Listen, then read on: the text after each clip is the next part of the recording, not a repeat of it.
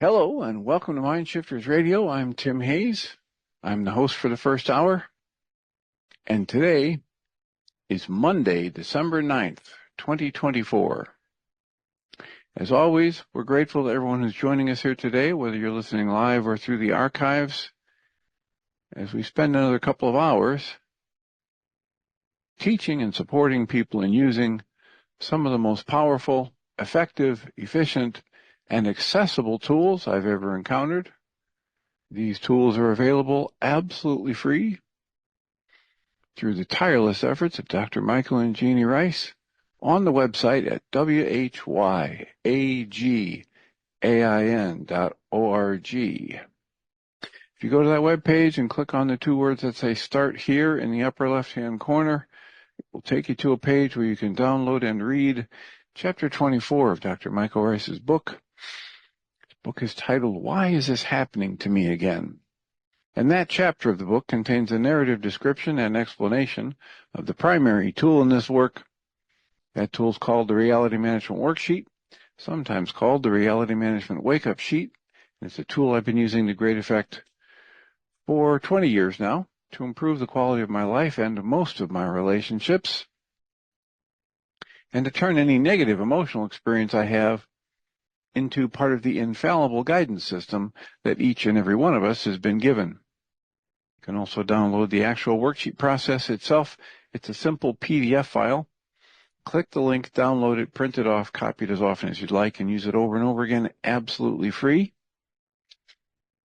You can also go to your app store and type in the three words Heartland Aramaic Forgiveness. And if you choose to do that before you're done typing the word forgiveness, you'll see the glowing heart icon. If you tap on that, it will let you download a completely free and private app that contains the Reality Management Worksheet, contains an abbreviated version of that worksheet process, and a copy of the Dragon Klingon game, which is a wonderful way to introduce these tools to even younger audiences. And we hope people do all of that soon and often, primarily because it makes people's lives better the more they actively apply these tools in their lives. And secondarily, because it often prompts comments, questions, answers, and testimonials. And if you have any of those to share with us, we'd appreciate you doing so by giving us a call at 563-999-3581. And press 1 on your phone, and that'll let the...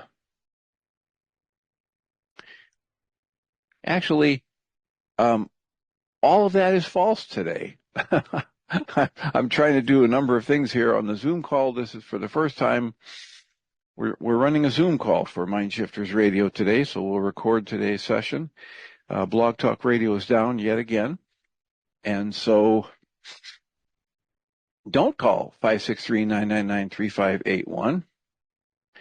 And since this isn't being broadcast anywhere, I don't really need to worry about that. People who have been sent an email recently from me will know that they can call a number through Zoom. You can, if you're anywhere in the Chicago area, 312-626-6799, or you can go online and load up your Zoom platform, and the meeting ID number is 821-7348-7546 with a passcode of 342899 if it asks you for a passcode. So, 821-7348-7546 is the meeting ID, and the passcode is 342899. So we will proceed as though there might actually be people listening to this one day. We are on Zoom today because Blog Talk Radio is down, and we have the capacity to run a Zoom call like we do the support groups, and so we'll give this a run. We'll see how it goes. With some luck, Jeanie Ryce will be able to get on and take over the second hour, and whether she has her camera on or not is irrelevant. It should record nicely. And we're in the process of working on replacements for Blog Talk Radio. And we hope that in the near future, we'll have Nedl, which is Nedl, and you can get it from your app store. And it's an app that will allow you to stream all kinds of music absolutely free that's playing live around the globe on radio shows. And you can go to Nedl once you've downloaded the app, and you can search for your favorite artist or your favorite type of music, or you can look at what is featured as live and click on it, and the next thing you know, you'll be listening to your favorite music absolutely free. And if all goes well, we will be broadcasting our audio version of this show on Nedl in the near future. And here's hoping that messages are getting out to people about the fact that we're on Zoom today instead of on Blog Talk. So hopefully in the near future, some people will click in and let me know they're following the show today.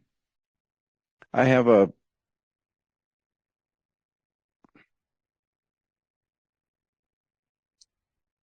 another podcast to recommend, or a series of podcasts. And it's titled The Telepathy Tapes.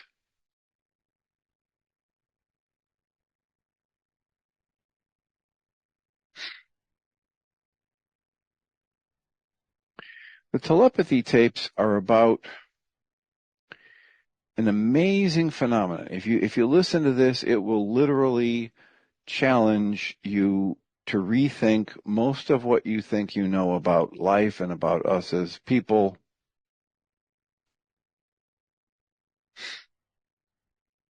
The telepathy tapes are run by Kai Dickens, Kydickens.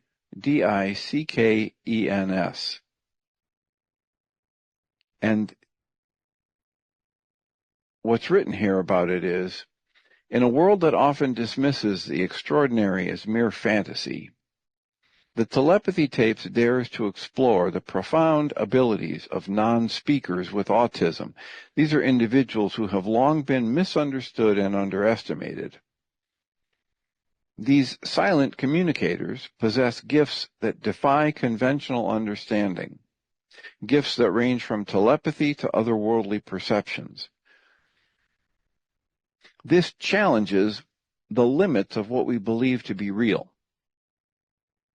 For years, their parents and teachers have quietly witnessed these remarkable abilities, knowing that the time to share their truth would eventually come. And now, as the evidence mounts, the time has come to reveal what has been hidden in plain sight. This is a groundbreaking series of podcasts that I strongly encourage you to download and listen to. And it is titled The Telepathy Tapes. It's a podcast, and it has things in it that will absolutely make you question what you believe. And we're encouraging people to check that out simply because it's so much in line with everything we talk about on the Internet show. Welcome, Jeanie Ryce. Thank you, Dr. Tim. So, I was just mentioning the new podcast, the Telepathy Tapes, that I'd gotten into over the weekend. Oh. And it's a woman who has been exploring how nonverbal autistic people have telepathic powers and other amazing abilities. And it'll expand your mind beyond where it's been. Like Michael says, once it expands, it never goes back. Once your hand is on the plowshare, you can't let go of it. Right. Welcome, Susan Bingham. Well, thanks for the heads up. I tried the new app, No Dice, then I tried Podbean, couldn't find you, and then I got this. Thank you. Yeah, I sent this to Doug Bingham and Donald Hangley, and I don't have anybody else to send it to, but Jeanie, if you've got an email list of people that normally follow it, Okay. like Celinda and things, you might. I was having a hard time typing and talking at the same time, so I let it go with Susan and Doug and Don. Oh, thanks for sending Yeah, we it. still have a couple of things to work out on the needle, but I think that's going to be awesome. Okay. Yeah. We're supposed to meet with him again on Wednesday. It's great that he's letting you in, grandfather, as you call it. Yeah, for sure. Well, he knows what you're doing, too. He Yeah, knows that- you're just trying to save all the psyches of the planet for Well, nothing. and they're looking for good content providers. And with the Great. track history that Michael and Jeanie have, they are a good content provider. Oh, yeah. I was texting him yesterday, the guy at Needle, and then I said, I apologize for messing up your Sunday. And he says, no, you're blessing my Sunday. Oh, Yeah, that was sweet. how Next, I've got a great. wasp in the house. Oh, well, you want a Pilates class in the meantime? Well, so Susan, you weren't on when I was talking about the telepathy tapes, but it's another one that I would want you to know about. It's a podcast, All right. and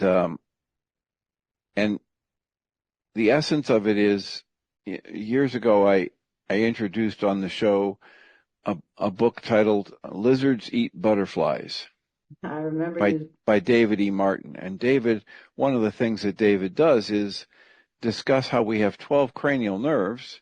Mm-hmm. And one cranial nerve is responsible for each of our 5 senses. And so it's reasonable to think that our other 7 cranial nerves are about sensing things, are about abilities that we have that are not as concrete or easily measurable. And so he's been exploring that. So when I got introduced to the telepathy tapes, and started listening to it over the weekend, I instantly sent him a message through Facebook that he might want to explore that, because he is currently running seminars to help people expand their awareness of their own capabilities. He calls it the 12 senses.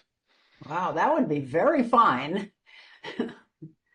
And so the data that's coming out of the telepathy tapes people, and there's a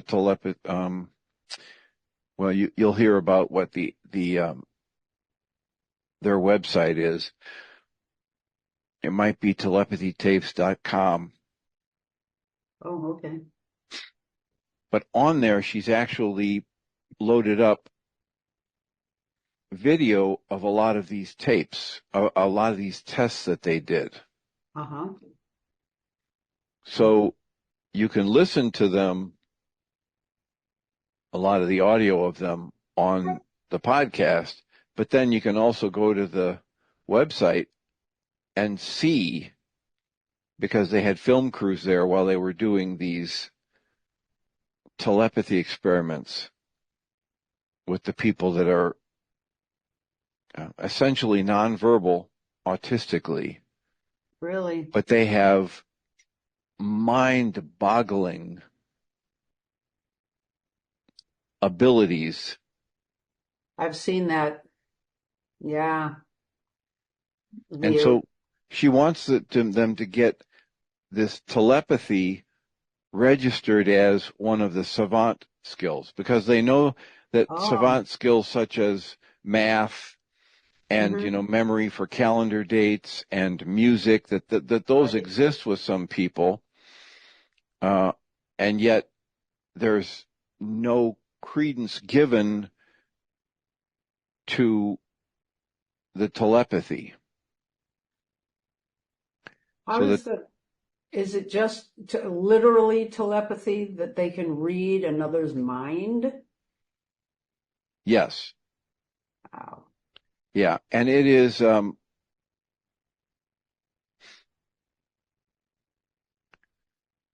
for some of the people, they can only have the telepathy for their mother. Oh, interesting. And for some of them, it's anybody. Wow. And so what they're guessing they're going to learn is a lot of these people that are just so isolating and or head banging, or they're overstimming and they're going like this.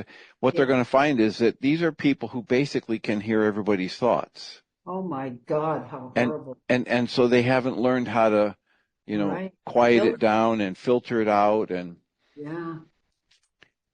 Oh, that leads to so many questions.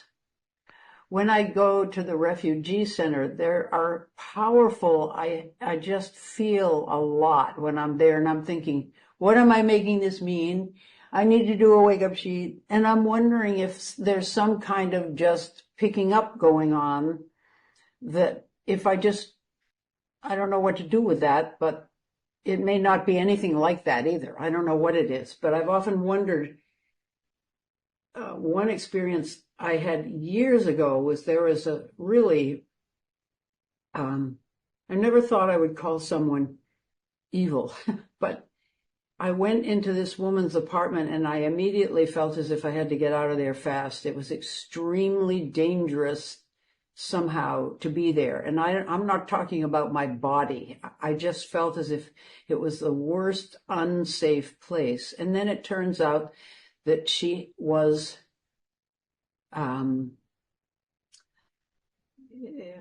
she appeared just plain normal, dressed well. She helped me with my opera company for a while. She took care of some of the kids, herding them into the wings before she would send them out onto the stage. She was good.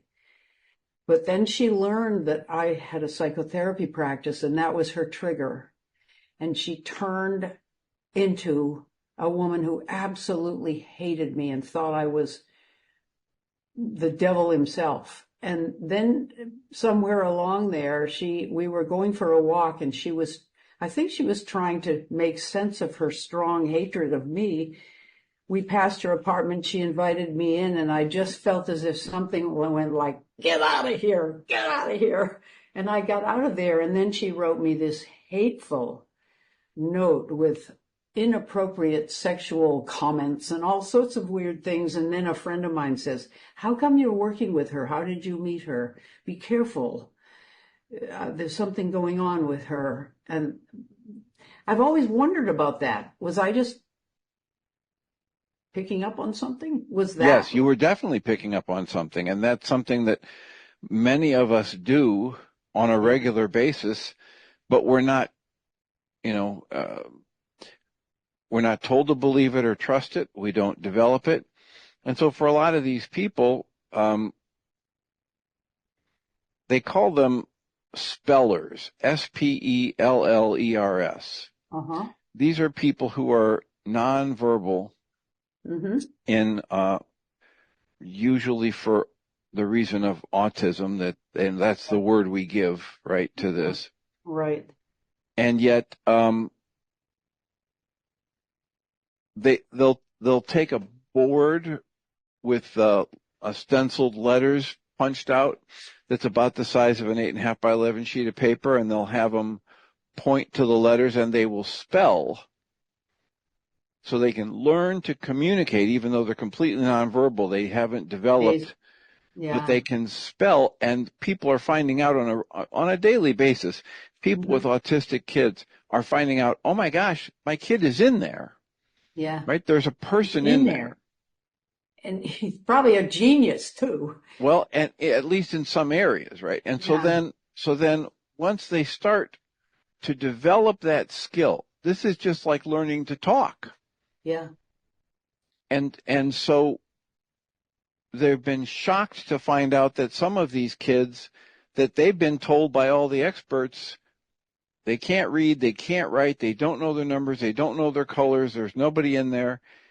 Not only do they read and write and know their colors and numbers, but some of them read and write at way advanced levels. Some of them do multiple languages that they can type out, even though they can't speak.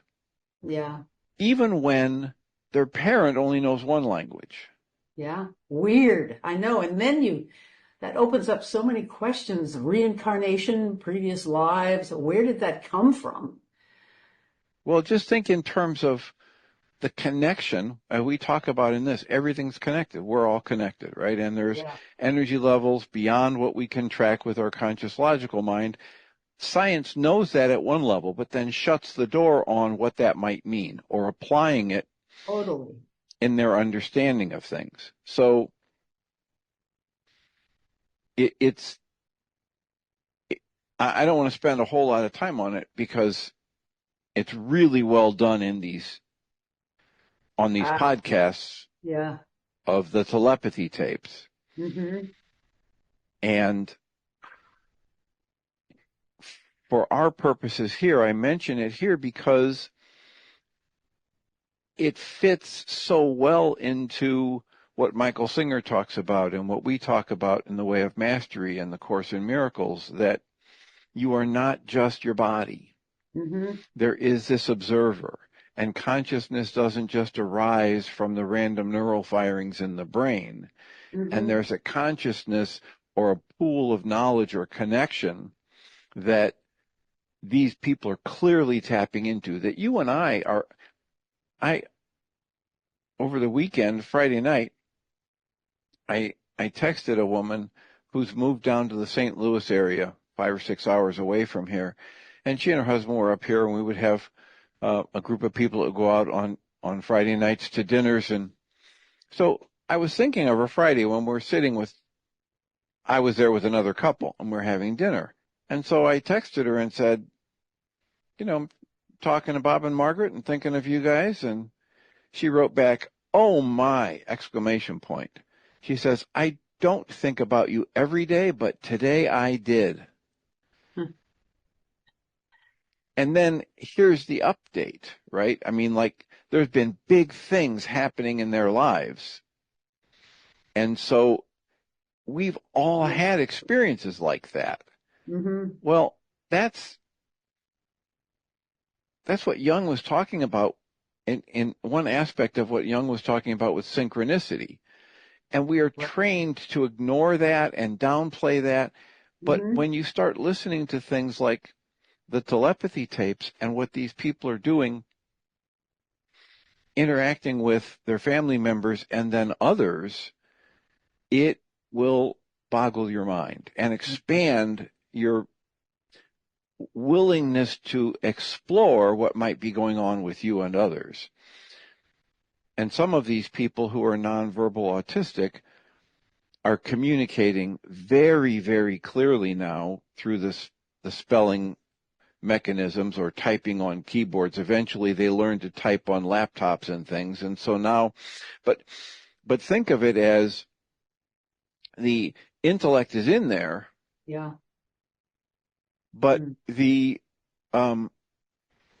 capacity isn't there. Like, I need to learn to speak. I need to learn to form the words. And, well, they need to learn to channel this mental, emotional energy that is very well developed into typing out words. And they get frustrated. Some of them have been able to communicate quite well, that they get frustrated with other people who are verbal because they won't talk back to them when they're clearly communicating telepathically. Wow. Gee, how frustrating.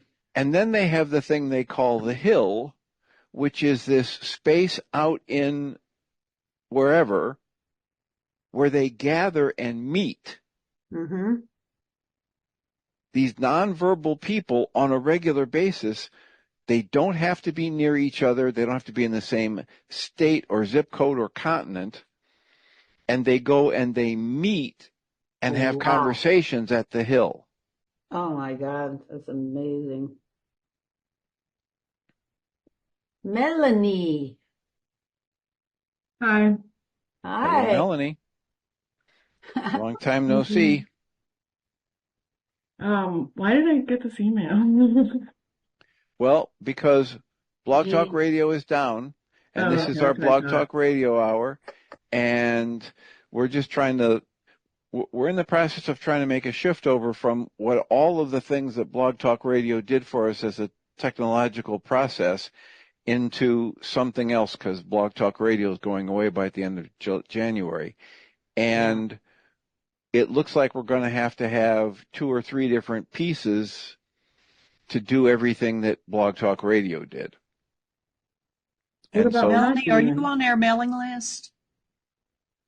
I meant to actually reach out to you because I signed up for it a really long time ago, but I haven't been getting them. Okay, because I just sent one last night, and it's about the Blog Talk. So let me double check while we're talking here.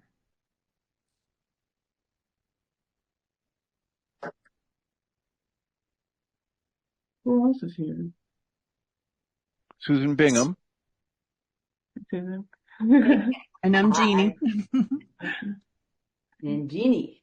So, yeah, well, this is amazing. I was beginning to give up because I tried the 2 other options besides Blog Talk, and they weren't happening. Then Dr. Tim sent a text and told me to look at my email.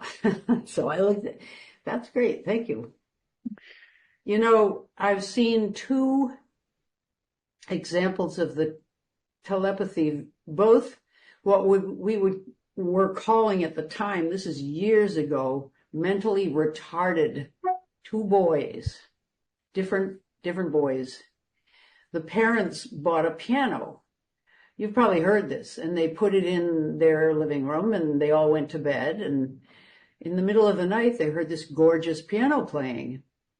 And they wondered if their kid had gotten up and turned on the radio. No, this child was playing a Tchaikovsky or Rachmaninoff piano concerto. Wow. And beautifully, they had him on, I might have been Ed Sullivan or something way back, playing this. He had never practiced it. He hadn't had a piano. And suddenly he's playing this. Now, where did that come from? Right. It's clearly the same kind of source for what we're talking about with the telepathy tapes and these nonverbal autistic people nonverbal people who've been labeled autistic, who have the ability to communicate in other ways and do telepathy and have other abilities that they're just learning to tap into. Right.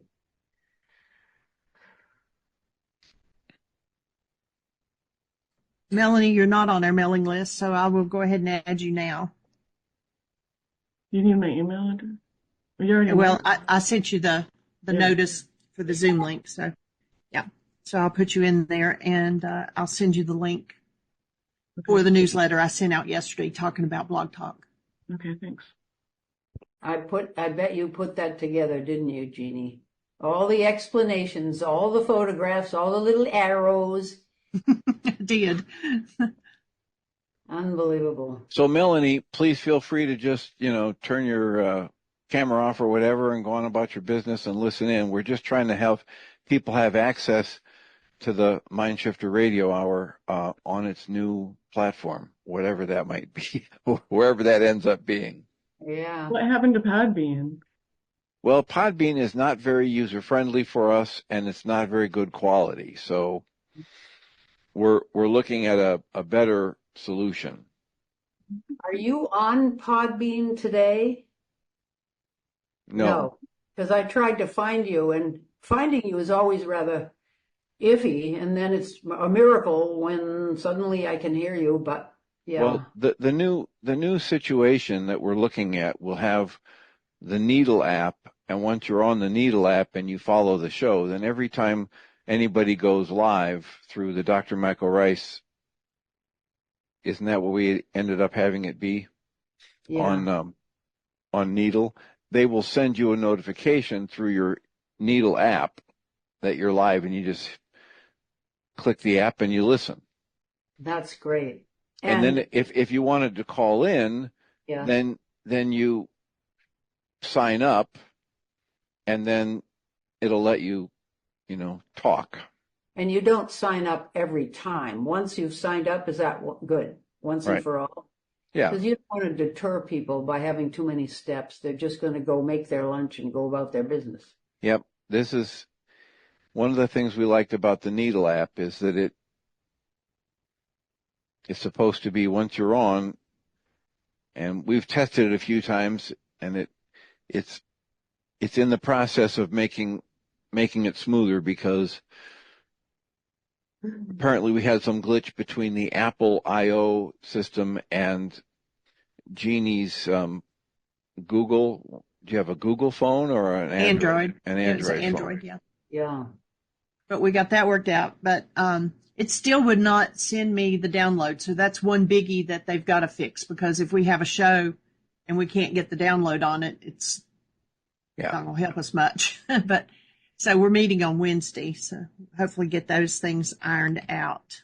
So, and Jeannie, if we're on Nedl, are those shows automatically? I noticed it said this is being recorded, but this is a Zoom thing. Can you record the shows and make your archives? Yes, what they're supposed to do is that's what I was talking about. They do record. Yeah. It's just audio. It's not visual. Okay. And then when it's over, then I click for it to email me the link to the audio, and it transcribes at the same time. Wow. And so, but I did like a 3-minute blip yesterday, and actually Dr. Tim said he got a message that I was live, and Michael got a message I was live. So, you probably did too if you'd clicked to follow, or to mark us as favorite. Yeah. So anytime that we go live, then it notifies you. But I just did that just to run a test and to see what the download was like and the transcript, and it wouldn't send me the download and transcript. That's why I was texting to Allende. Is that right? Allende? Allende. Allende. And so he said he'd have his team working on that. But unless you actually, once you have the app on your phone, unless you actually go in and say sign out, you might go off of it and shrink it down or, whatever. But as long as you haven't signed out, the next time you click that app, it just pops up and we're right there in your face. Good. So. Very good.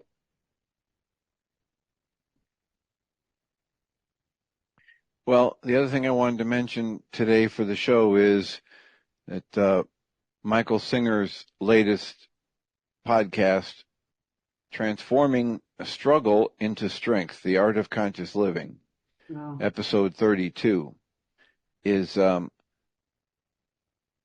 wonderful and lovely, and basically the same thing that we've been reading in The Way of Mastery, that you're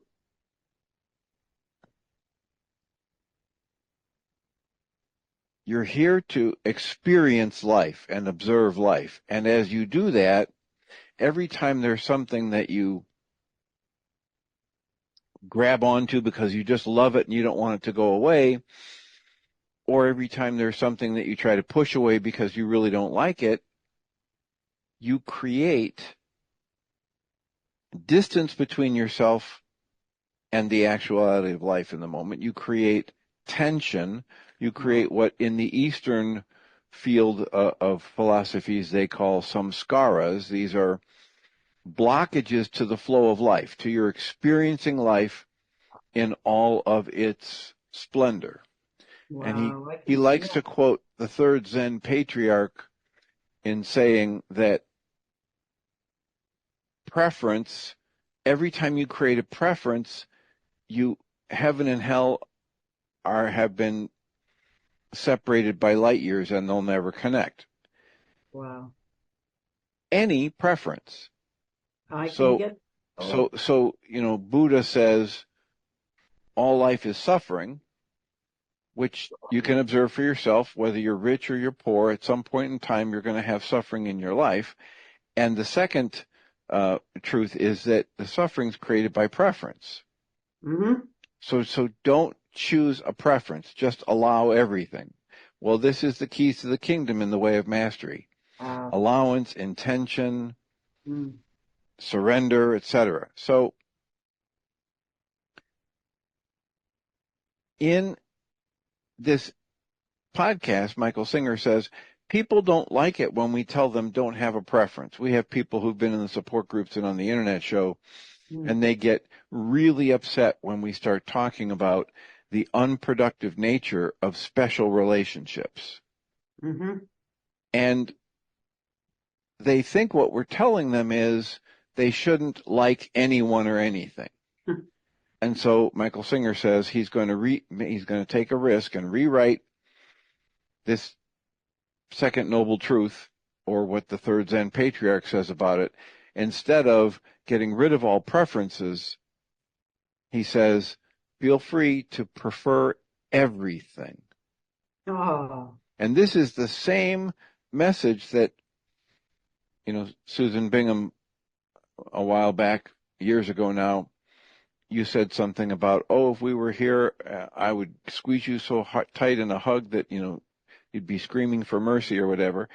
And I said, now, if you could take that same level of gratitude and appreciation and or attraction or affection and extend it to everyone and everything, well,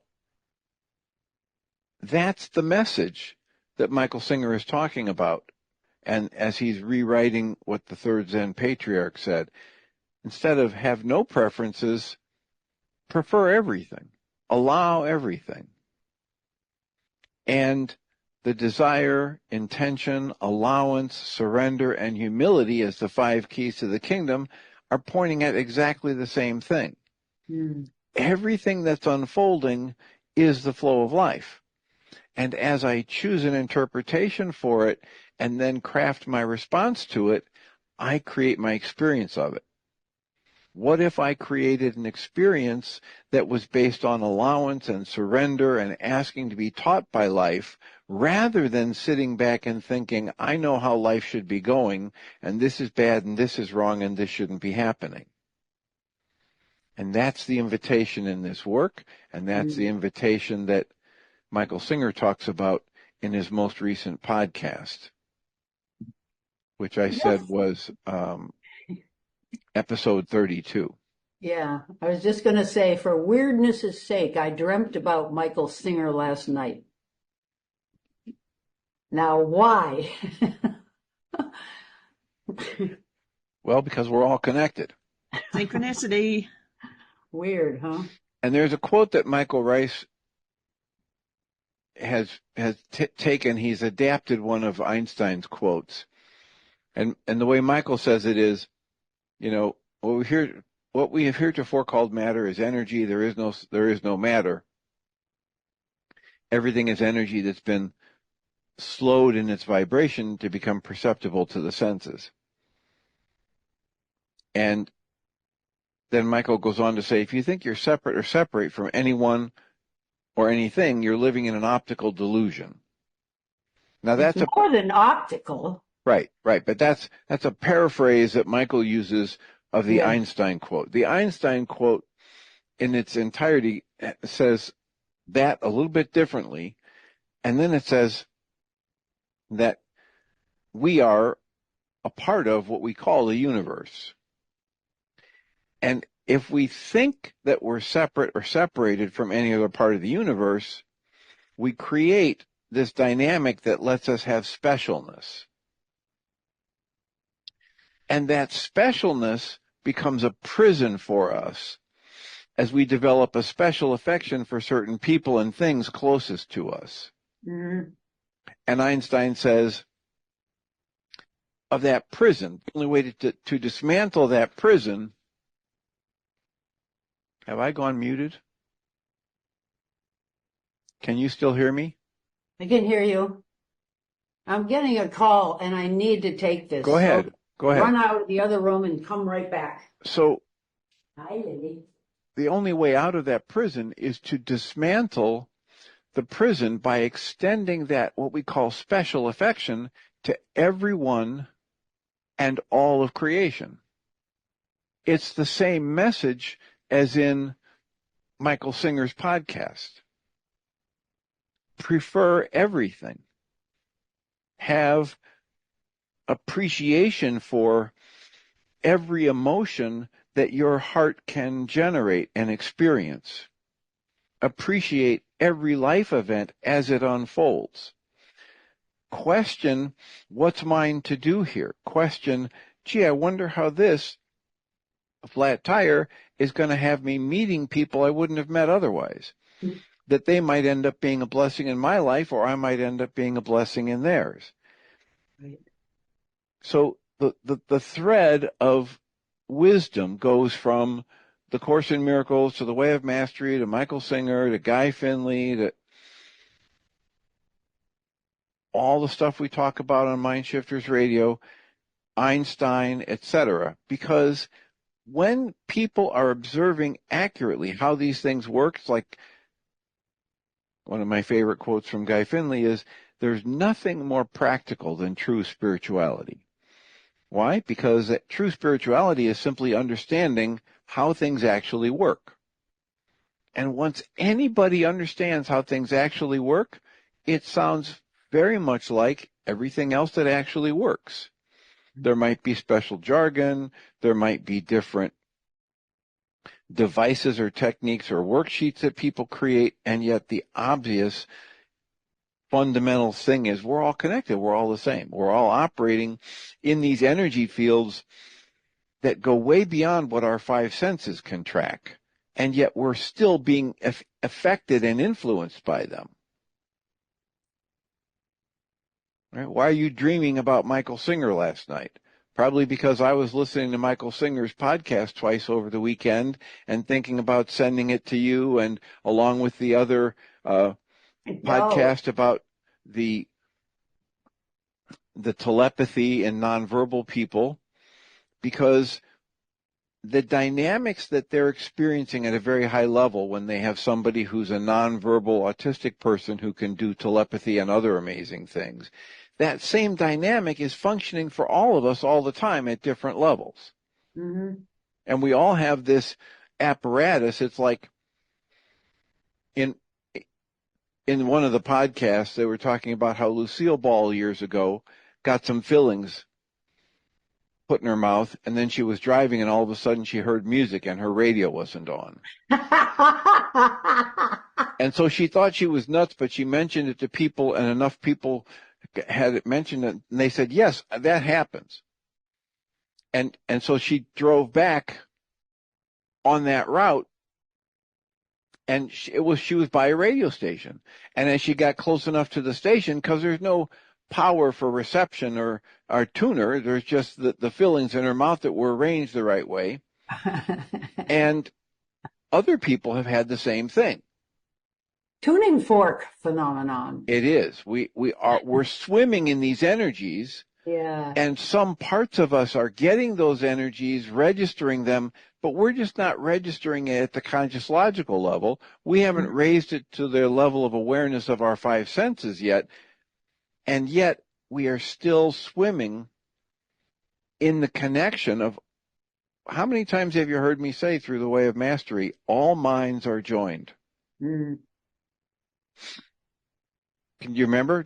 I know you're very meticulous, Susan. You probably have kept count. How many times have you heard me say that? No, I'm not that meticulous. Nope. But many, many times, this work and the Course in Miracles are saying, look, there's this one mind. There's this one consciousness. And all consciousness is connected to all other consciousness. Well, then we're all going to hell in a handbasket together at this point. And or to heaven. It looks like hell right now, but anyway. Well, So when you pick that lens yeah. and you interpret it that way, yes, it does look that way, Oh yeah. but it doesn't have to. Go, Jeanie. Jeanie's got to do Yeah. baby. And as for anybody who joins here on the Zoom call, please just come in and drop out as you wish. You don't need to announce it. You don't need to say, oh, I have to go use the restroom, or I'm hungry, I'm going to go eat a banana. This is supposed to be just our substitute for the regular MindShifter Radio, where the primary importance is the audio feed, and that's what will be recorded and put up in the archives. And So I have a question for you, Dr. Tim. Go right ahead. If we're not to have any preferences, we're put on the planet to do certain things as per how life on the planet has been set up, including finding partners, having babies. Those involve preferences. You know? Right. Yes, but now try to remember this. No one's telling you don't have preferences. All of this work is trying to help you understand, since you're completely free to have preferences if you want, or to not have any, this work is trying to help us understand what's the ripple effect, what are the consequences when I choose to have a preference. Mm-hmm. That's all. So go ahead, create your life experience any way you prefer. And understand that as you do, if you have a strong preference, you might remember not too long ago I was reading from the book Butterflies Are Free to Fly, Mm-hmm. and that gentleman is using his words to try and make sense of the flow of things. Yeah. So Michael Singer is saying, the third Zen patriarch says it this way and uses preferences. Buddha, in his writings, it's often been interpreted as don't have desire, or desire creates suffering. So they slightly use, they use a slightly different word, but the meaning behind it, the conceptual framework behind their use of these words is what's more important. And so Stephen Davis was talking about, he realized that if I've got a belief and I've got an opinion and a dogma or a preference, the belief and the opinion and the dogma, these are really tight and they really have powerful constricting creative forces in his life experience. So if he just has a preference, that's okay, because the preference for him is it's okay if it happens, it's okay if it doesn't happen. He gives the example of playing the game tic-tac-toe. He has a preference not to play tic-tac-toe in his everyday life because it's a game that's unwinnable. It's too simple, and if you're playing with another human being that knows what they're doing and they're paying attention and you're paying attention, every game is a draw, so there's no challenge. And yet he says, I don't hate the game. I don't have any disdain for it. If I'm around a young child and they want to play the game, I willingly play with them. It's fine. So that's his idea of preference, is this very gentle allowing of all things. And if all things are the same and it doesn't matter and there's no kid around, I'd rather play backgammon with an adult because it's more challenging. But doesn't mean I hate this other game, whether it's tic-tac-toe or something else. So in your situation, you're talking about, let's just take Michael Ryce's secondary purpose, where he says, make a list of 10 things you just absolutely love to do and 10 things you're naturally good at doing, and then create a short narrative description of how the world will look through your eyes when it's perfect. And then you use those things to formulate your secondary purpose or your life's mission statement. Well, Right. in that, he's talking about going with the flow of what naturally arises through you as an individual. Yeah. So I hear that as he's talking about this energy of desire that the Way of Mastery devotes an entire lesson to in lesson 4. And the more I read that and the more I sat with it, the more I had people saying, well, desire is bad and leads to this. And, Buddha said desire is the source of all suffering. And so I came up with this phrase to try and help people understand what I think, just what I think the Way of Mastery is talking about in the 4th lesson. And the phrase is this. Desire in that chapter, to me, is the energy of creation that wants to express uniquely through me in this moment. Yeah.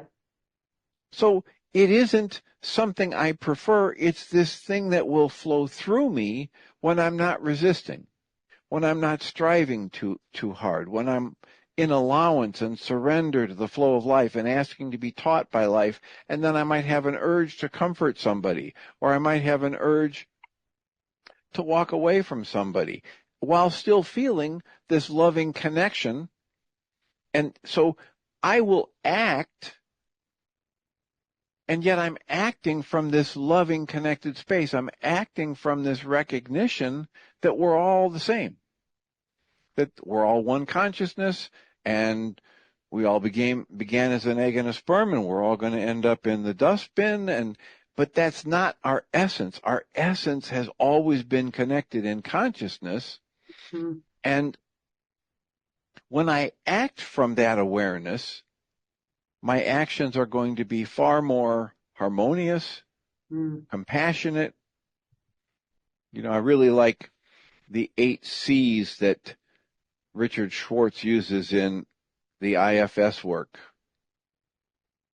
Have you been exposed to that? I remember you talked about them. I don't remember them though. You talked about his work. So the 8 C's of IFS are compassion, curiosity, clarity, creativity, calm, confidence, courage, and connectedness. Those are great. Yeah. And now my favorite go-to to tell me definitively, am I coming from my higher self, my capital S self in the IFS work, is the calm. Yeah. So if I have an urge to do something and it's got a kind of sense of panic, it's probably not my intuition. It's probably not an insight or an inspiration. But when I have this idea to just take an action and it feels calm and clear and it's creative and compassionate, and I allow that to express through me, then I've never been disappointed. I've always been pleased with the results when I've done that. When Tim Bingham and I were studying Hindu philosophy, Vedanta, years ago, we were young. We had just had our first child. I was pregnant with the second one. And they were teaching that this is the right thing for this period of time. But after a certain amount of time, you should live like brother and sister. A lot of that intensity kind of naturally falls away. And I as an aside, I just noticed among the young students, the young families, they found this very hard because it was too soon. It wasn't the natural flow. In a way, they were saying it will naturally happen. It won't be that you want to get away from your spouse. It's just that it becomes it's less intense, and maybe that has something to do with what you're talking about. As you're saying all of that, the word comfortable Comfortable comes to my mind. So instead of this edgy, raw, passionate, it gets more familiar and comfortable. Right. And it doesn't mean it excludes the edgy, raw passion. It's just that the edgy, raw passion isn't the primary energy that is experienced. The comfort, it's like having the old pair of shoes or sweater or, Right. the favorite blanket that it's just, you grow into it kind of thing. Yeah.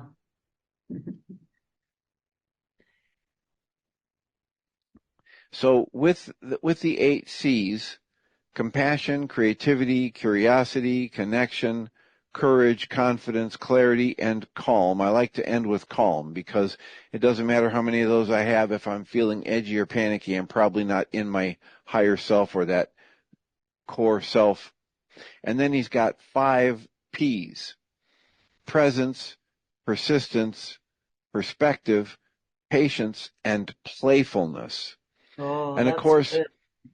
the Way of Mastery says play, play, play, play. The Creator is all about play. Mm. You're here to experience life in that playful, appreciative filter, through that filter. So as you're looking at how do I interpret what they were saying, whether it's when you were studying Vedanta or you're looking at Michael Singer's work or Michael Rice's work, a really good filter to have on is what's going on inside of me. And am I coming from one of the 8 C's or several of the 8 C's, or have I gone over into the fear? Have I gone over into the disgust or the judgment? The Way of Mastery tells us at the very beginning, put aside everything you think you know, put aside everything you think you want, in other words, cancel every goal you have, and find a way to look lovingly on everything that's already happened in your life or every place that fear has made a home in your life. Mm.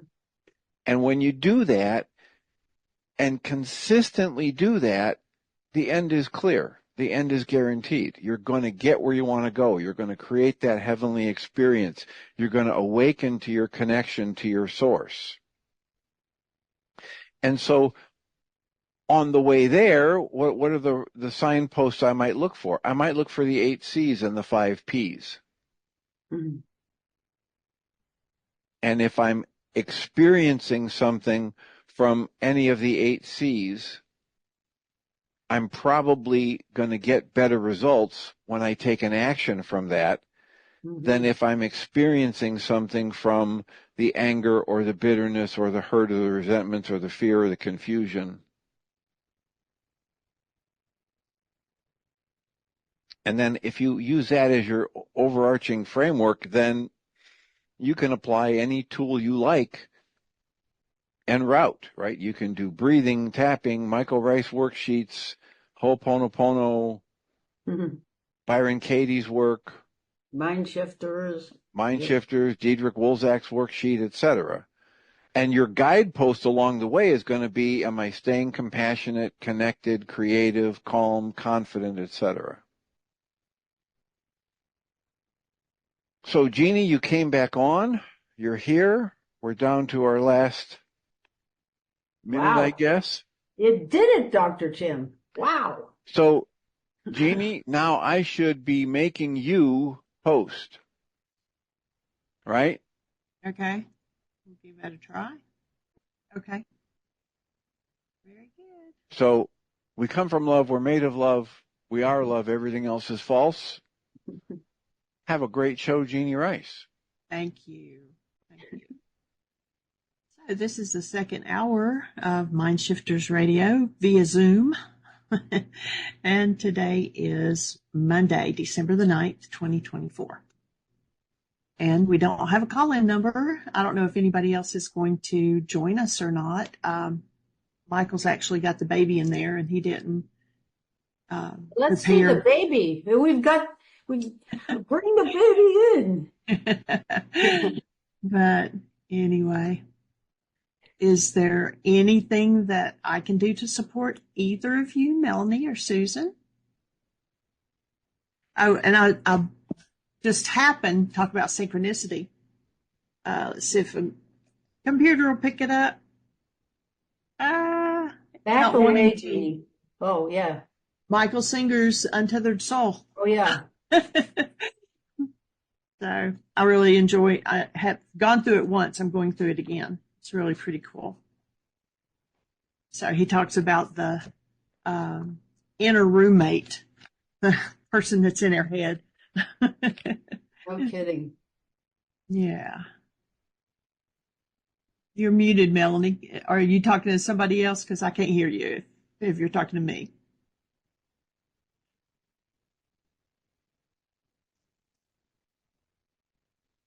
Are you talking to me? Yeah, I was talking to me or somebody else. No, I was talking to my husband. He's about to walk out the door.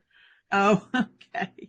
But when you emailed me, I was doing a worksheet and I had finished one, and then I was feeling really sick and I took a shower. I thought that would help, but it didn't. But if somebody wants to do a worksheet with me, I'll do a worksheet.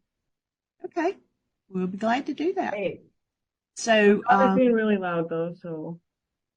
what were you doing the worksheet on before? Oh, God. Did you get to finish it? Do you want to go through Yeah, I it? did one. When I was at Citizen Support Group last week, Michael had said, he was there, and he said to do 5 a day for 40 days.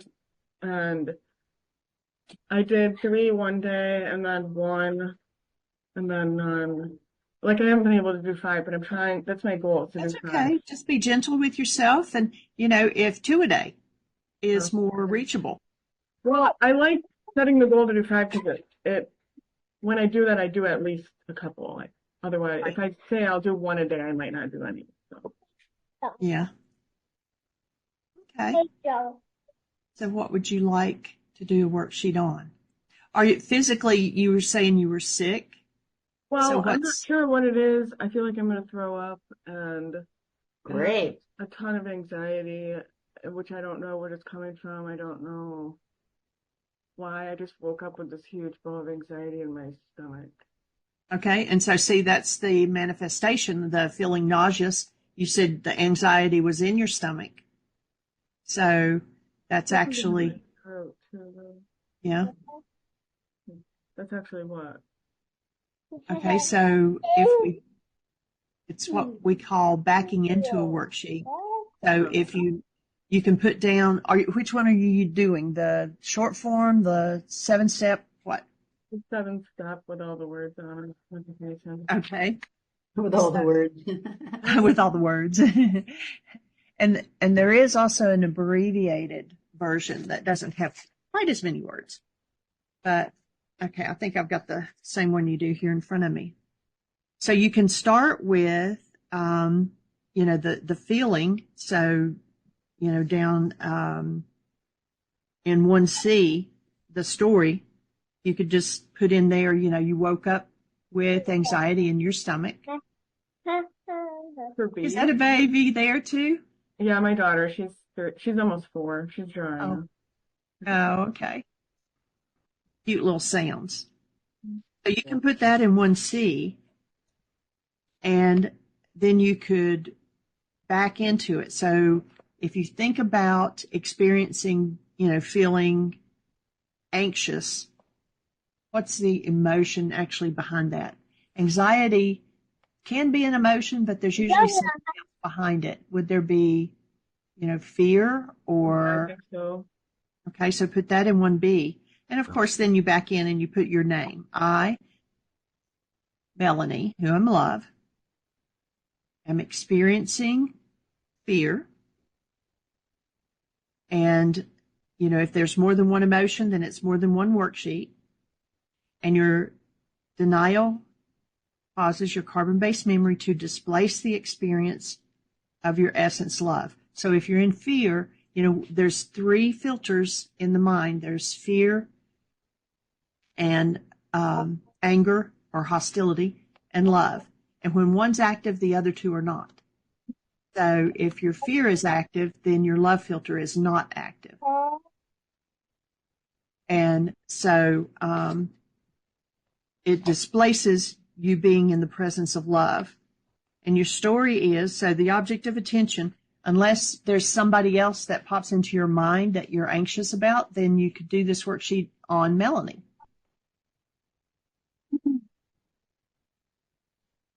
I did one on anxiety earlier, and I was the object of attention. Okay. But then something about my mom popped up, and I can't really put my finger on exactly what it is. Okay. Well, let's put your mom in there then as 1C.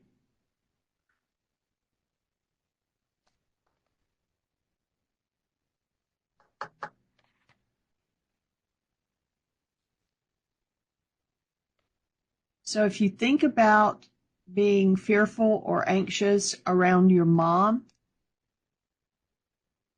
is she still in her body? Yeah. Yeah. Okay. So if you think about that, is there a particular situation? Maybe it was over Thanksgiving or upcoming Christmas or, and we just want to pick one situation. I mean, we could probably list a whole bunch around each object of attention, but. One specific incident that invokes in fear Or fear and anxiety around your mom? I haven't been talking to her, but I have a lot of memories.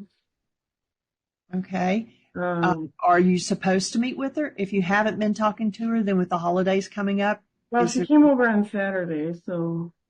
Okay. I guess it's fear of that she's going to punish me for something. Okay. Okay, so put in 1D then, she's going to punish me for something. You know, we can do the worksheet and not totally be conscious of everything that's behind it, but as we fill it out, then more and more things will pop up into our memories or into our thoughts. Take a deep breath. It doesn't look like you're breathing.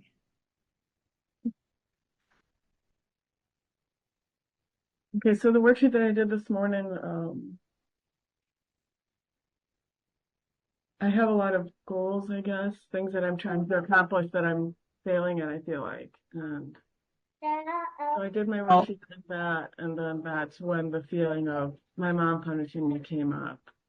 Right. And the fear. So I feel like So it's correlated to her being angry at me, me not living up to her expectations. Okay. Okay, so you can put that in 1D. And the thoughts? Yeah, that's the thought behind the emotion is. I already put she's going to punish me for something. Okay. But they're both related. And that could be 2 different worksheets too.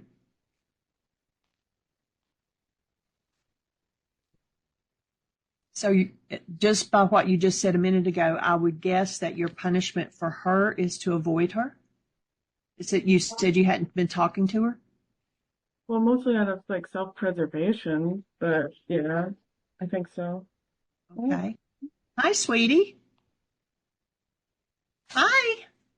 What's your name? My name is Jeanie. What's your name? Uya. Well, you are cute. Yeah. And so you probably, avoidance or withdrawal is a form of punishment to another person. And it's also a form of punishment to yourself. Because, if you think about in prisons, the worst punishment they give them is put them in isolation, away from other people. And we do that to ourselves and to other people by cutting off, I'm not going to have anything to do with you, I'm withdrawing, or I'm physically leaving. And so that those could both be in the column for punishing them and punishing yourself.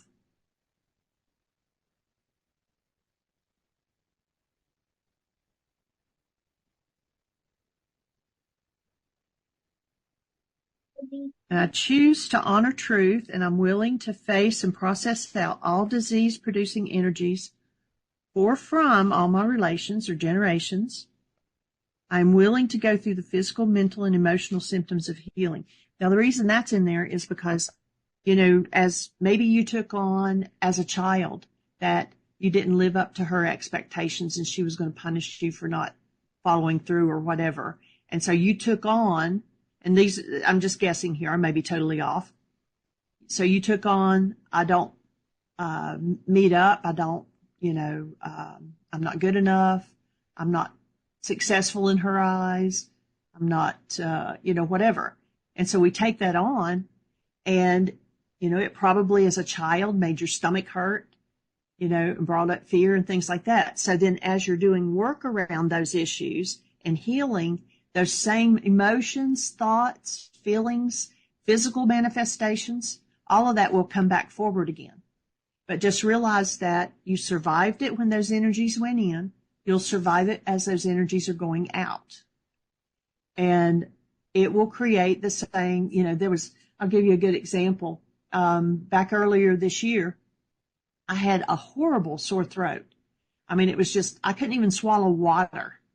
And I went to the doctor, and they did a strep test. It was negative. They did a COVID test. It was negative. And I said, the last time I felt this bad in my throat was when I was 16 and had mono. I said, would you do a mono test? Because I said, that's what this feels like. And they did, and they came back and they said, yes, it's mono, but it's not an active case. So, I mean, even physically, I was showing all of the symptoms of the mono, but it was saying that it wasn't an active case, but those symptoms were coming back out. And so as you're healing, as you're dealing with different situations, emotions, then you may physically go through the same thing that you did when that energy went in. And just being willing to breathe and go through it. Now, like I could have let them give me, steroids or antibiotics or something like that, which would have just suppressed it and pushed those symptomatic energies back down. But then I'd eventually have to face it again. So instead, what I did was they hooked me up to a fluid IV since I wasn't drinking because my throat hurt, so to get me hydrated. And they put some vitamin C and vitamin B in the drip. So doing things that will help you ease through the symptoms without suppressing them back down. Does that make sense? So like you could take something, anti-nausea medicine, or if you had diarrhea, you could take an anti-diarrheal medicine. Those would just pack it back in. So be willing, you might drink some ginger tea to help, soothe your stomach. Be gentle with yourself. If you need to lay down and rest, do so. But, taking something to stop the nausea, that's your body's the quickest way of getting rid of something that it doesn't want inside. So instead of stuffing it back in, being willing to go through it. And sometimes that doesn't feel so good. So how were you able to heal your mono or your symptoms in your throat then? How did I feel it? How did you heal it? Oh, heal it. Well, they gave me the IV drips and vitamin C and B in the IVs. I did get, there's some lozenges that have honey in them, but they're not, a lot of cough drops are like full of fructose or, other crap. But, so I did get some lozenges that had honey in it. That helped soothe. When I was able to swallow, then I started, drinking warm things to help soothe it and it not be so scratchy. But I went a couple of times and got 1,000 ml IV drips with, vitamins in it, added to it, just to keep me built up. But yet that wasn't a medication that would stuff it back down.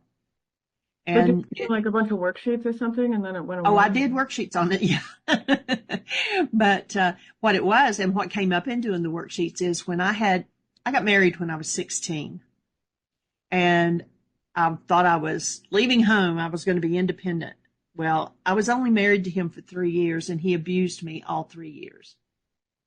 And so my mono came right about the time I was leaving home and getting married.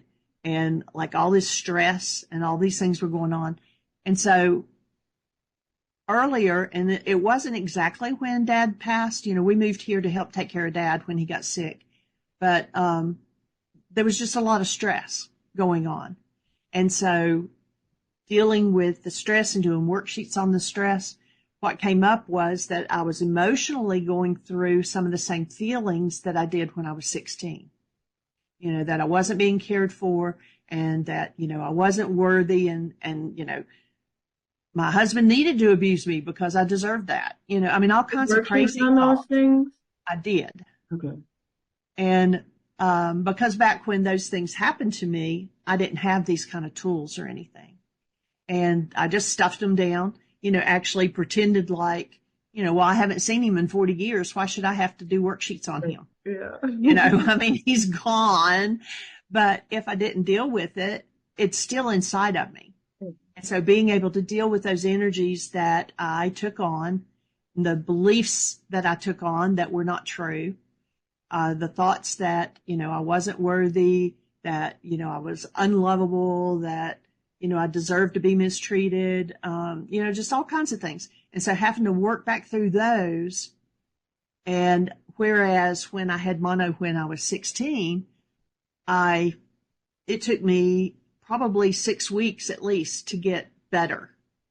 But this time, being aware and doing the worksheets, doing the IV drips and things like that, I was better in about 3 days versus 6 weeks. So yeah, it felt terrible going back through it, but because I was willing and I was still doing the work around what was coming up around it, then I moved through it faster.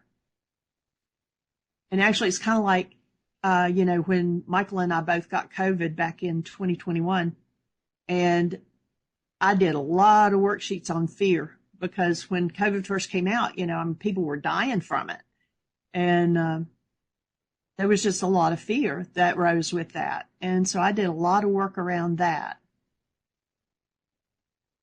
It almost seems like you have to be constantly monitoring your physical symptoms so that you can keep whatever you're experiencing conscious, so that you know what it is that you're trying to release.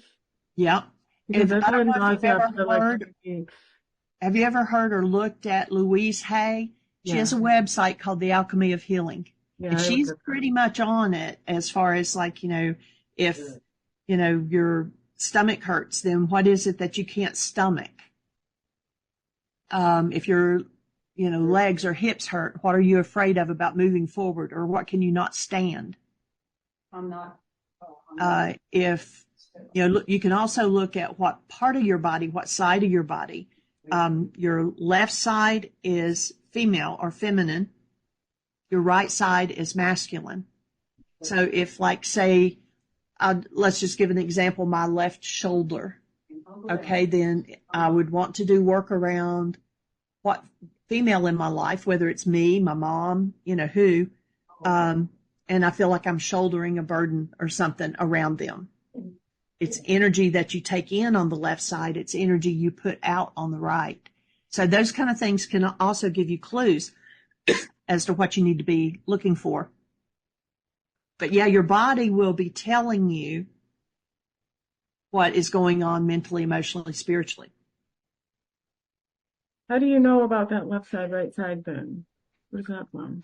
It's just part of, there's several people that have worked on the, and I can look up and email you some statistics or research or whatever, but it's just something that I've been told just about all my life. But you receive energy from the left, you send energy from the right. A good example too, I am blessed that my medical doctor he's actually a healer, and he believes along the lines that we do about forgiveness and everything. And one of the first times I went to him, I said, maybe this isn't something that you can help me with. I said, but I've got like this pain in my right jaw. And I said, I don't know if it's, a tooth issue, an ear issue, or what, or TMJ, and he goes, well, he said, that's your masculine side. He said, what man in your life are you not talking to or not expressing yourself with? And I was like, what?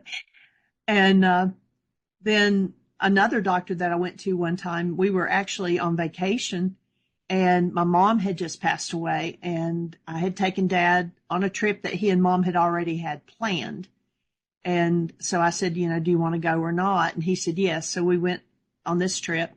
Well, I could hardly walk by day 2. I mean, my left hip was hurting so bad that I had my brother take me to the urgent care there in Pigeon Forge. And the doctor, he took an x-ray and there was nothing. And he said, so what is it you can't stand? And I said, I can't stand that my mom just died. And that was the left side, which is the feminine side. So there's been many personal examples where I have actually experienced that as being true for me. So it's just something you can look at or consider.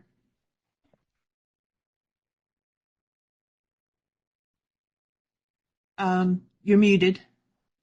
Yeah, my daughter's being super loud. Oh, that's okay. Um, So, and you're working on your mom, so she's just helping you there, working on her mom.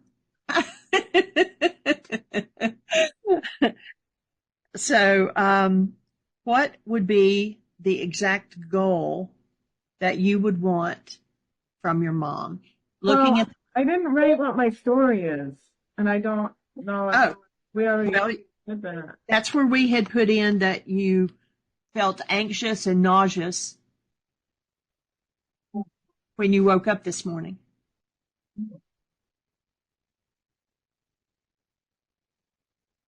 And then we kind of backed into it that it was fear. And then we went forward that the thought was that it was about your mom and that she was going to punish you for something. So now why you woke up with it this morning, I don't know, unless it's just that today you're vital enough to deal with it. We have an automatic suppress mechanism that if we're only at a 5 vitality, we're never going to see our 6, 7, 8, 9, 10 issues. As we get more vital and we do our work and we're, doing more of the right things, then we get a little more vital and then we can see those other issues that were hidden from us before. So maybe you just woke up this morning vital enough to deal with one mom issue. And your body was going, oh, I don't want to go there. I think I'll puke. So what was the goal? If you think about being anxious around your mom and that she's going to punish you for something, and it brings up fear, what do you want? What's the goal you want from mom?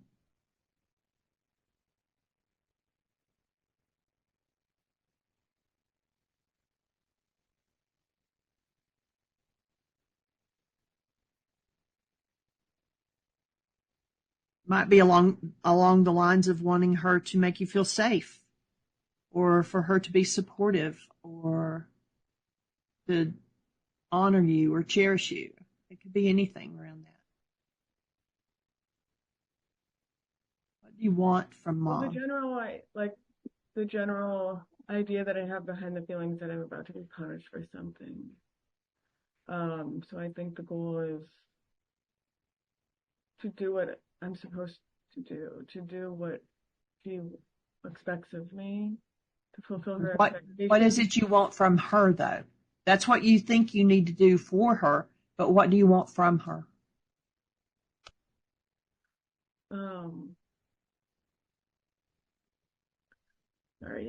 To be, I don't know, like just to be accepted. Okay. You want her to accept you? Like that feels disgusting to say that because I like to think that I don't care about that. But yeah, but you probably do. We all want to be accepted and we all want to be cherished, and our, saying I don't care is kind of in the category of anger, and anger is what we use to cover the fear and the pain. like apathy. So if you drop the anger and drop the thought I don't care, then what will usually come forward will be the pain and the hurt that, yeah, I wish she did care.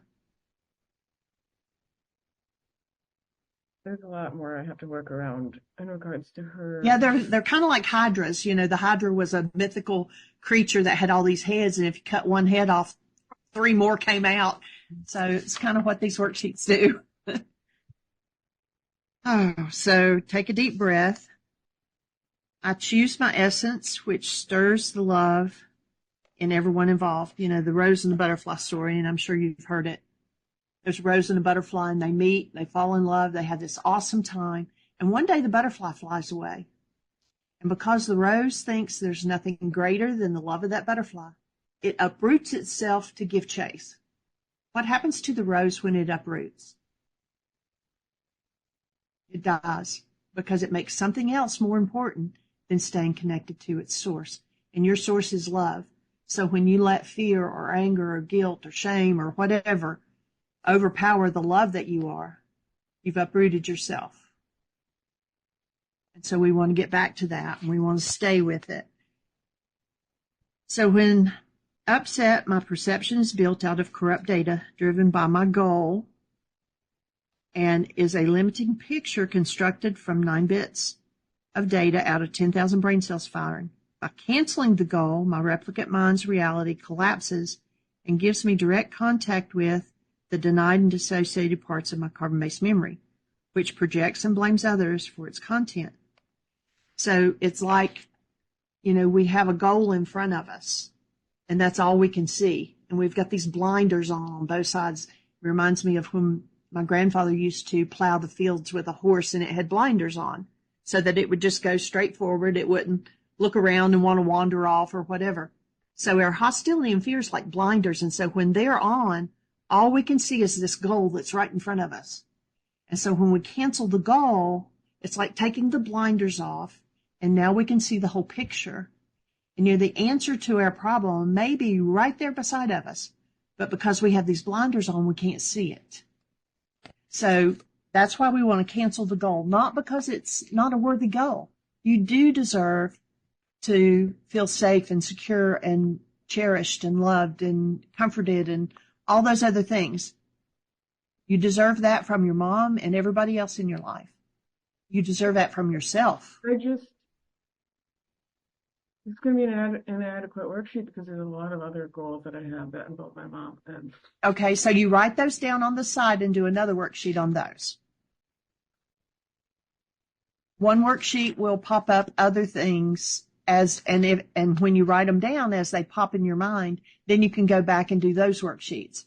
But don't get distracted off of, oh, I need to do this one. This is a bigger problem with mom, because then what happens is this one that you're working on is really important for you to do, but your mind is saying, oh, this other one's more important, and then you don't do this one.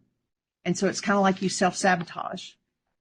So you can make notes along the way as, oh, well, I feel this too, and I think this, and this is a goal I have for her. And, you know, so you want to write them down so you remember them, but then you want to get back to your original worksheet until you finish it.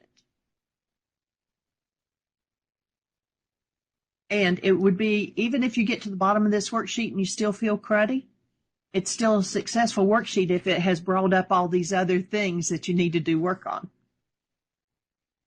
Oh. So you want to bring your goal that you wrote in number 3 and bring it down to number 5. So I cancel my goal for, what was in number 3? Be accepted. For mom to accept me. And then, and in the next one, it's in Aramaic, it's Ruka, but it's been translated as the Holy Spirit. You can call it whatever you are comfortable with in every worksheet. You can call it Ruka, Spirit, God, Love, whatever you want to call it. But what it is we have this power that is within us that can do what we cannot do on our own. And the reason that it's written in this order is, you know, we can hang on to a goal and say, I'm not letting go of this one. Well, then you could ask Ruka all day long to help you with it. But if you're not going to let it go first, she's going to let you keep it. So you have to first be willing to let it go to see what's keeping you from getting that. Because if you are, you know, it says we're created in the image of God. So if we are creators and there's something we want, why have we not created it? Because there's something in us that says you don't deserve it, you can't have it, it's not going to work for you. And until we get rid of that, it keeps us from obtaining what we say we really want. So we cancel the goal just because we want to look underneath it and see what's keeping us from getting that goal. And then you ask Spirit to help you. So I'm going to be quiet for a second, and you go through those 2 steps of canceling the goal for Mom to accept you, and then invite Spirit or love or whoever, and go through those, and then take a deep breath.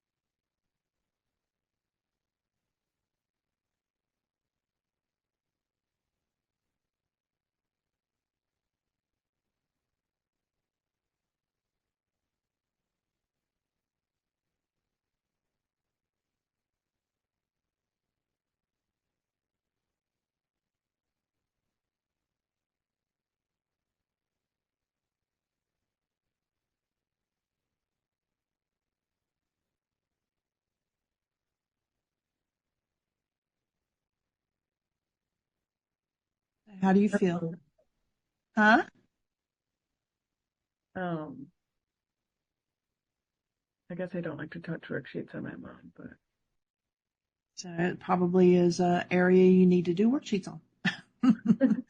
So, and there's no right or wrong answer after you've canceled the goal and after you've asked Spirit to help you in all those areas there in number 5B. There's no right or wrong in the I now feel. You might feel a little bit lighter, and then again, you may feel even worse. And, there's no right or wrong. And so you just tap into how you feel after you've canceled the goal and ask Spirit to help you. And then look back at the situation where you were anxious and fearful that Mom was going to punish you. And what do you see in that? And it might be, this is a repeat, or it could be Mom's not the only one that I feel this way about. It might be, Mom's not even here and I'm doing it to myself. You might see a lot of things in looking back at that story. I just feel like I'm going to throw up even more. And I feel like she wanted to kill me before I was born. Like in utero. Oh, wow. I feel ashamed of myself for saying that, but that has come up a couple times. Have you ever asked her how she felt when she was pregnant with you? My mom has a personality disorder, so I can't connect with her properly, but when I was born, I was premature and I had a lot of problems and I almost died, I think. I think there was something going on with her when I started to be born or whatever. Okay, so you might want to put that down there in 6A where it says, I see that. You might put, I have a thought that may or may not be true.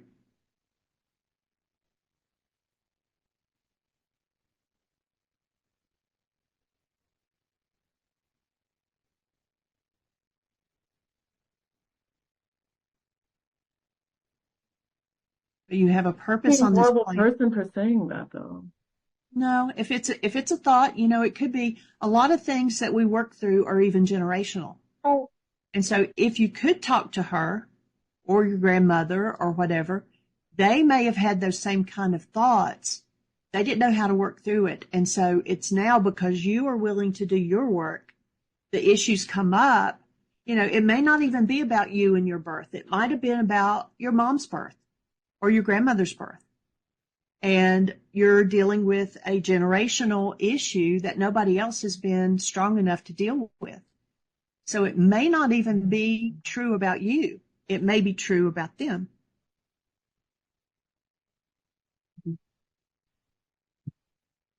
How do you get rid of the energy that you feel in your body, though?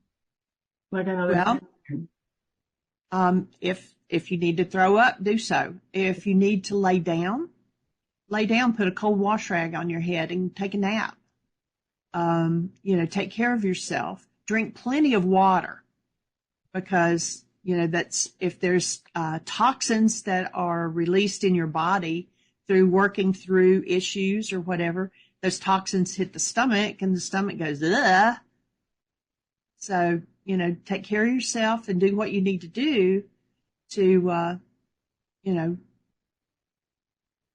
relax into it. And your body knows how to heal itself. But a lot of times we're so busy, we don't give it a chance to do its healing. So, instead of resisting whatever's coming up, just go with the flow of it. Okay. All right. And then a principle of the universe is that by giving, I get the original. So I choose love or truth and perfect love. And to your mom, based on your goal to be accepted? Yeah. So it might be, I structure a goal toward you, Mom, and offer to you to accept you as you are. Maybe you, instead of, you're probably feeling like, okay, I can't communicate with her, she's kind of absent or whatever. I accept you the way you are, instead of wanting you to be there for me or wanting you to meet my expectations of a mother. Just be accepting of her in the place that she is at the moment.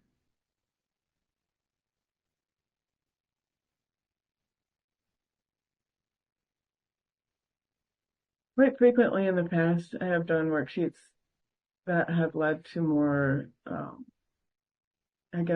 tumultuous physical symptoms, and it just becomes so overwhelming, and I get so caught up in doing what I have to do that I get angry at you guys, to be honest.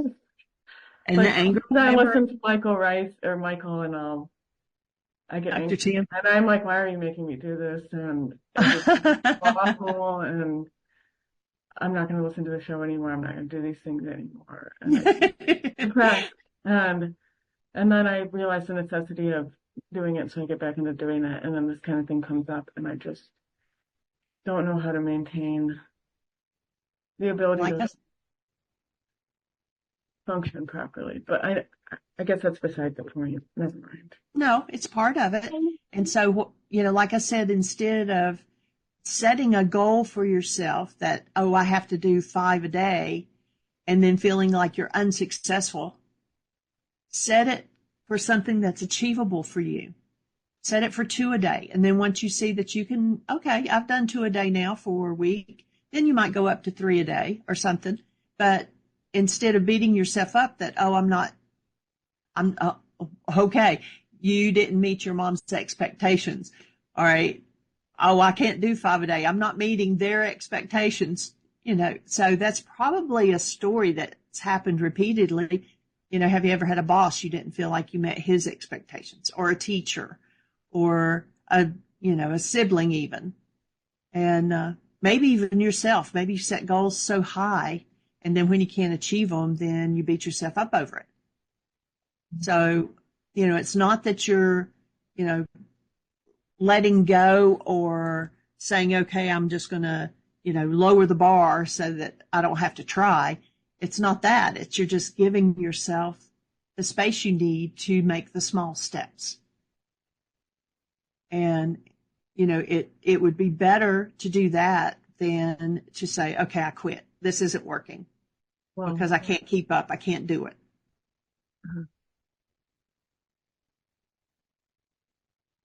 It's not that I can't. It does work more effectively than anything I've ever tried, but I don't want my kids to be exposed to any disturbance of maybe witnessing me going through like the healing process, if that means throwing or feeling really terrible or crying. Like, You know, our kids, though, they feel it and sense it, even if we try to stuff it in, because we're connected to them. I mean, genetically, you know, they come from the stuff we are. And so you might go around with a happy face all the time, and then they might look at you and say, why are you sad? And you're smiling. I've actually done that before. Yeah, they sense it energetically. We've raised their granddaughter 3 days a week. We've had her since she was born. She's now 6. And it's her little brother that I said I had to go take care of him. He's just 3 months. But when we went on a vacation with them in August, was it August, September? And the other grandparents were there too, and the grandmother got kind of snitty one day, and it was between her and her husband, but she kind of barked at Aria. And so later I took Aria aside and I said, sweetie, I said, you know, that's not about you. And she goes, oh, I know. She's just forgot who she is. You know, they know. I mean, even if we don't say it out loud, they know.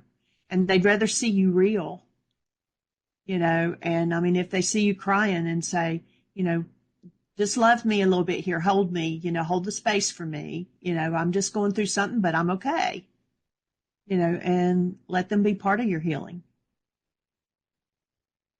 How did you teach Aria to, like when she was really young, how did you teach her how to understand her true essence and re-access it? We started even back before she was really talking, and Michael would look at me and he'd say, Jeanie, because that's what she calls me, because she heard people saying Jeanie. I was going to be Nana, and it turned into Nini.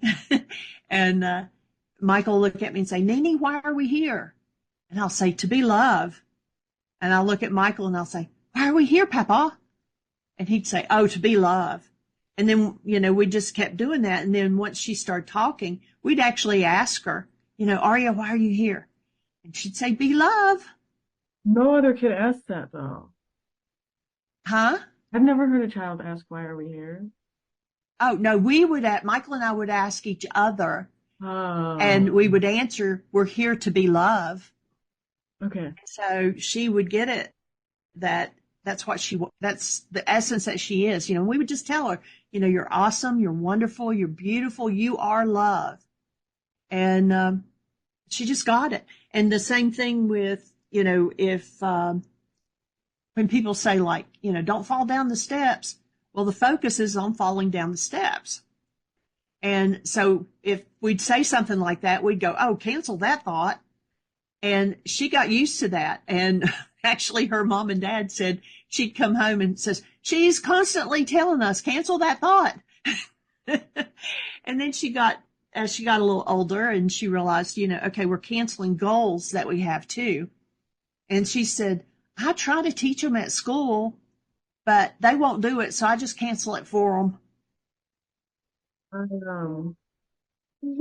went to this presentation on Saturday about ACEs, and they talked about how to implement a program for young children that prevents. It's the people who put it on, it was the American Kidney Association. They're like trying to teach about disease prevention, and they said it starts with, I guess, creating an environment that cultivates healthy emotional development and Right. how to deal with like exposure to trauma. And so it got me thinking, like, how do you teach a child, I guess, like goal canceling and what you're talking about right now? Yeah. And, you know, it's continual. I mean, we cancel goals all the time, and sometimes we have to do it 100 times a day. But, you know, Aria asked me a couple weeks ago, she said, Nini, she says, something happened last week and I canceled the goal, but it happened again. Do I have to cancel it again? And I said, yeah, you do. And she says, last week wasn't good enough for both weeks. And I said, no, if it comes up again, you cancel it again. And so she's getting it. You know, she may not have all the intellectual, scientific stuff behind it, but energetically she gets it. And she knows it's a safe space that, you know, if she's upset or she's angry or crying or whatever the emotion is, that it's okay to express the emotion. We actually got her. Have you seen the movie Inside Out? Yeah. Okay. So she has seen that, and we've got her the dolls. And so a lot of times, like maybe, and she's always been a really easy child. I mean, very seldom get upset. But, I might hand her the fear doll and say, okay, what can we do for him? This is the one that's up right now. And then one day she was playing with her dolls and she said, my doll is upset. Can you help it to let go of its goal? And so I sat there talking to the doll, and of course Ari is standing right beside of me. And I said, okay, so what's wrong? I'm talking to the doll. And I said, oh, you're upset. Why? Tell me about it. And, I said, okay, so what's your goal? So let's cancel the goal. And I said, now I'm going to give you a hug, and so then when I got finished going through the worksheet, but just verbally, and I handed the doll back to Ari, and she goes, well, she's still a little sad, but she feels better, so they get it. And it's more by example than anything. And so allowing them to see it's a safe space for mama to cry. Or, okay, my anger's up and I need to let this go. I need to breathe. And, Aria a lot of times will say, okay, just breathe. So, they get it. You just have to be the example there for them. And I mean, she doesn't live here, 24/7. We have her, I'll go pick her up from school at 3 and we'll have her for a couple hours until her mom and dad get off work.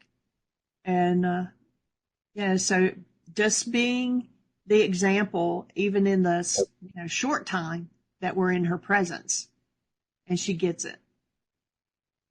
Is that understanding in her mind corrupted by other kids at school? Sometimes, one day she came home, and this one little girl is actually, I don't know what kind of a home life the child's got, but she's been called down several times because she picks on the other kids physically. And it's just, like what a lot of people would call a mean child. But she's got something going on. I mean, she's hurting, and that's why she's acting that way. And Aria will say something like, Remy was really mean today to, and she'll name another child, or she'll say to herself. And I'll say, well, what did you do? She said, I just kept trying to talk to her and play with her. And, she finally became nice. And so, and I said, well, it's okay if she's physically not nice to you for you to go somewhere else. You don't have to stay there and take it. And she goes, oh, I know. So, she sets boundaries, and she knows if she can help another person, another child, then, she's willing to try to do that. But yet she also knows she can step aside and keep herself safe. So it's really about creating a safe space for your children, and letting them see you for real is a good thing.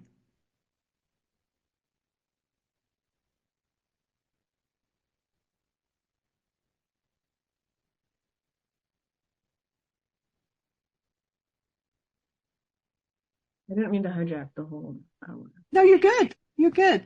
So what goal, so does that sound like an appropriate goal to give your mom to accept her where she is? Yeah, I've been working on that. Okay.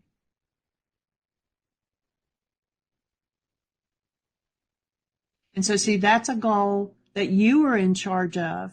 You basically have taken your power back through this worksheet, because number 3, when you were saying, I want mom to accept me, that was totally in her ballpark, whether you got that or not. But now you've got to the bottom, and the goal that you set at the bottom is totally in your power to have happen, for you to accept her. She doesn't even have to know about it. But it's a reframing of, in your mind, of what you expect from mom. It's really based on what you're willing to give her. And, in the scriptures, it talks about that we are supposed to hold love conscious when we think of God or neighbor in order to maintain ourselves. But parents, it was given a different commandment, and that was that we were to honor our parents. And honor means to bring love into behavior towards them. And it came with a promise that your days would be longer. Because as the energy of love comes from you, through you, toward them, you're the one that heals with that love going through you, toward them. They may block it and not even receive it. But if you offer it through you toward them, you're the one that gets to heal in regards to them. So that's what the scripture, when it says honor your father and mother, that your days would be long. That's what it's about. It's not for them, it's for you. Is that what Michael talked about in the Father's Day talk? Yes. Okay. Yep.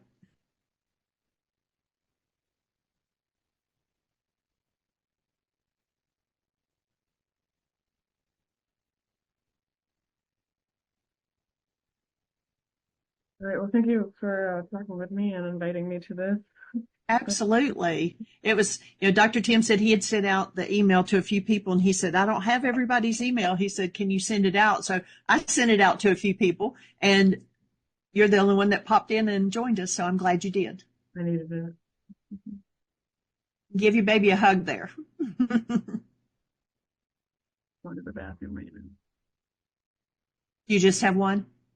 No, my son is almost 12, and I actually first learned about you guys when he was 4, and I would listen to the show all the time, and he would hear it. And I remember when Arya was born, and you would kind of both be commenting on saying things about her on the show. And one time, Dr. Tim finished his hour, and Arya had heard it, and she said, "Is that God talking?" And I thought that was hilarious. Yeah. But She actually gave Susan some advice one day too. What was it, Susan? She said, go in and see what it feels like. We've taught her that, if there's if she hit her arm, and say, okay, well, you saying it's pain, but it's a sensation. What does it feel like? And, what color is it? And, is it heavy or is it light? Can you go in and change the color? And she's amazing. I feel like you should write down these things that she says, because there are certain phrases that only children can understand, and I guess we have to know how to communicate with them differently than we communicate with adults. And trying to instill this knowledge on people it's helpful if it starts when they're really young. Mm-hmm. I don't know exactly. Like I have the Julie Haverstick book. I've taught my son worksheets, but now he's at an age where he gets triggered, and I'm just trying to teach him how to calm himself down when he gets triggered. But do you have the app on the phone? If at his age, he probably is into technology too. So he might do a forgiveness worksheet of the Dragon Klingons. He's done that, and he's like, "This is too easy. This is stupid. Like I don't want it." It's So hard. I had him do a worksheet on there, and he did do it, but he's just I don't know. He's just defiant. He won't sit down and do them. So there has to be something I can just say to him, or. There's also on the website it's like 4 steps or 5 steps, and it's like short form, and it's listed. If you go to the website and you click on the start here, and then go down to Reality Management Worksheets, it's one of those that it's in there, and it's just like a 4 or 5 step. And so since it's just that short, you could probably just do it with him verbally. And I may have these out of order, but it would be like, okay, so what are you feeling right now? Okay, so what's the thought behind that feeling? Mm-hmm. All right, so what goal are you holding that you're not having fulfilled? All right, Well, the problem is he refuses to let go of what he wants. And well, maybe if you explain to him that he's a creator, so if there's something that he wants, why has he not created it? It's because there's something that's blocking him from creating it, and what's keeping him from seeing what the block is his goal. So if he cancels the goal, even if it's just temporary, he might see, it'd be like taking those blinders off, and he might see the solution to his problem And, I'll give you a good quick one. When we found out that Blog Talk was going down, I mean, it was like within an hour, I got a notice that basically I needed a new computer because mine wouldn't upgrade and they wouldn't service it anymore. I got news that Blog Talk was going away, which was a multiple issue because I needed a platform to do the radio show, but also needed to salvage all of our 5,000 archives and save them. And it was like all these multiple things happened. And there was something else, but I don't remember what it was. And I went in the room and I was crying, and Michael was like, "Do you want to lay down and breathe?" And I said, "No, I want coffee." Like, I wanted to drug myself. I was so stressed. And then actually Dr. Tim was like, "Jeanie, you don't have to solve this on your own." And he has been so instrumental in finding, like he found Nedl, which is the program we're going to go to.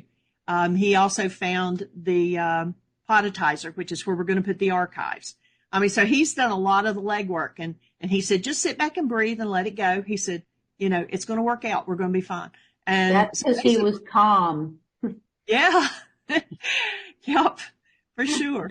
So, it's sort of like, okay, you just got to let it go. And it's like, how am I supposed to let this go? I've got 6 weeks until, and in the midst of all of that, my son's going to have surgery, and it's like, how can I be calm?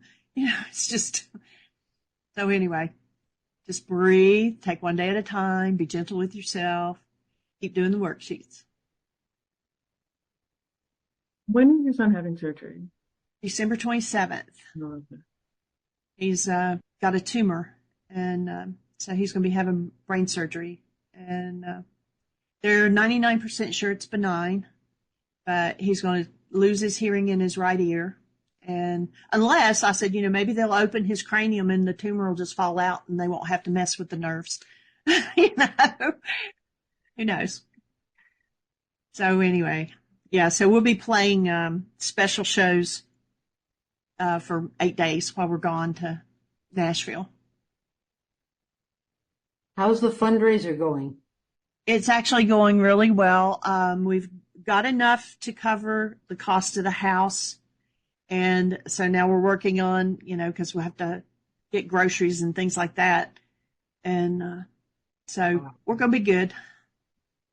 That's amazing. Yeah, it's gone well. Thank you. Good. Well, it looks like you took us to the top of the hour. Yeah. Thank you. Going, kiddo. Yay. So hopefully Blog Talk will get back up, because tomorrow is actually Aria's Christmas play at 2:00 at the school. So we're going to have Dr. Tim play a show if Blog Talk's working. Yeah. So, Well, all righty. Well, everybody have a good rest of your day. thank you, Jeanie. Thanks for doing the whole hour there. Absolutely. Plus Thank 2 you. hours. You hung in with Dr. Tim, too. That's great.